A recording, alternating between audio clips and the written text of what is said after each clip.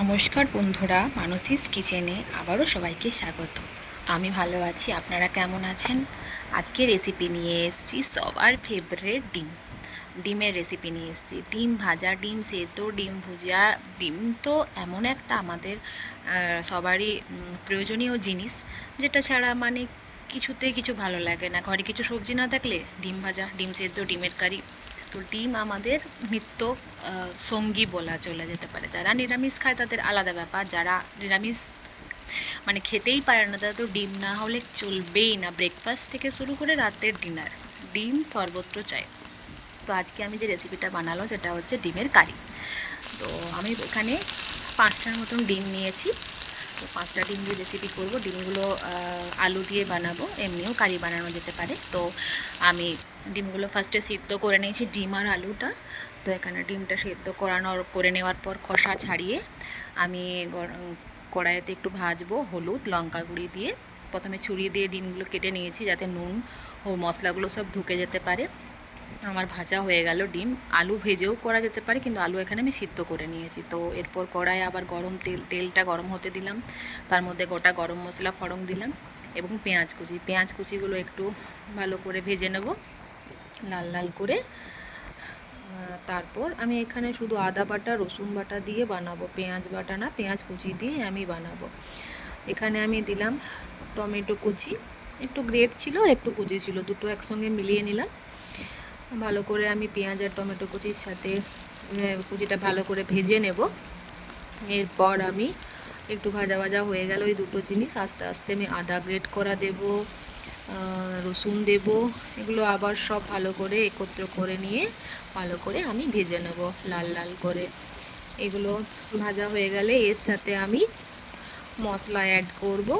হলুদ গুঁড়ো, নুন, জিরে গুঁড়ো, লঙ্কা গুঁড়ো, এগুলো তো সব দিতেই হবে। এখানে আমি 1 চামচের মতন হলুদ গুঁড়ো দিয়েছি, আর 2 চামচ ছোটো চামচের লাল লঙ্কা গুঁড়ো। এটা কিন্তু ঝালের জন্য নয়, এটা শুধু রঙের জন্য। আপনারা চাইলে ঝালের জন্য দিতে পারেন, কম্পালসারি এটা নয় যে দিতেই হবে। এরপর জিরে গুঁড়ো দিলাম এবং ছোটো চামচের 2 থেকে আড়াই চামচের মতন নুন দিলাম। নুনটা আন্দাজ মতন, যেরকম আপনারা ডিম করবেন সেরকম আন্দাজ মতন দেবেন। এবং একটু জল দিয়ে দিলাম আমি, যেহেতু মশলাটা অনেক ড্রাই হয়ে গেছিলো। এটা আমি মিডিয়াম আছে এটা বানাচ্ছি, মশলাটা ভাজছি যাতে পুড়ে না যায়। ভালো করে আমি জল দিয়ে সমস্ত মশলাটা একেবারে নেড়ে নিলাম যাতে পেঁয়াজ টমেটোর সাথে মশলাগুলো একসাথে হয়ে যায়। এবং একটু ফুটতে দিলাম, একটু ভাজতে হবে যতক্ষণ না এটা ভাজা ভাজা হয়ে তেল ছাড়তে শুরু করে, ততক্ষণ পর্যন্ত আমি এটাকে ভাজবো। এরপর ভাজা হয়ে আর একটু আমি নেড়ে দেবো যাতে নিচে লেগে না যায়, মাঝে মাঝে একটু নাড়তে হবে, নাহলে লেগে যেতে পারে। আমার এই চ্যানেলের ভিডিও রেসিপিগুলো আপনাদের কেমন লাগছে অবশ্যই জানাবেন। ভালো লাগলে লাইক কমেন্ট সাবস্ক্রাইব করবেন। আর যদি ফেসবুক থেকে দেখে থাকছেন তাহলে অবশ্যই লাইক কমেন্টস এবং ফলো করে আমার পাশে থাকবেন।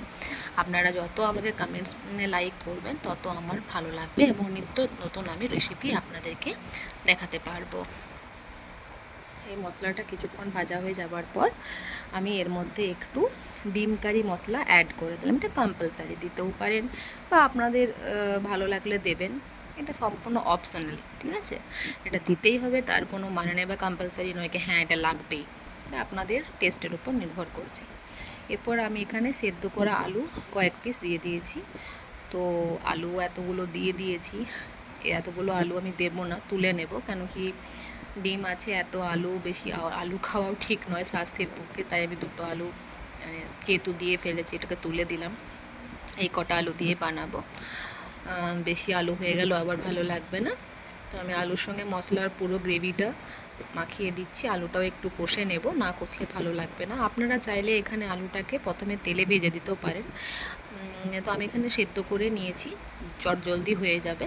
এরপর আমি মশলা কষার পর দুটো কাঁচা লঙ্কা চিড়ে দিলাম আর ধনেপাতা দিয়ে একটু কষে নেব যাতে ফ্লেভারটা ভালো আসে। এখানে আপনি চাইলে লঙ্কা মাত্রা বাড়াতেও পারেন, যেহেতু লঙ্কাগুলো ঝাল তাই বেশি দিলাম না। একটু জল দিয়ে দিলাম এবং একটু জল দেওয়ার পর ভালো করে, বেশি ঝোল করবো না যেহেতু ডিমের কারি। তো আমি এরকমই মানে ভালো লাগছিলো ভাতের সাথে বা রুটির সাথে খাওয়ার জন্য। আপনারা চাইলে এর থেকে আরও কষাও লাগাও করতে পারেন, সেটা সম্পূর্ণ আপনাদের উপর নির্ভর করছে। এরপর আমি এখানে আরেকটু ধনেপাতা কুচিয়ে দিয়ে দিলাম এবং ভালো করে মশলাটার সাথে আলুগুলো নেড়ে দিলাম এবং একটু ফুটে যায়, 5 মিনিটের মতন ফুটে যাওয়ার পর আবার এখানে আমি ডিমগুলো, ভাজা ডিমগুলো অ্যাড করব।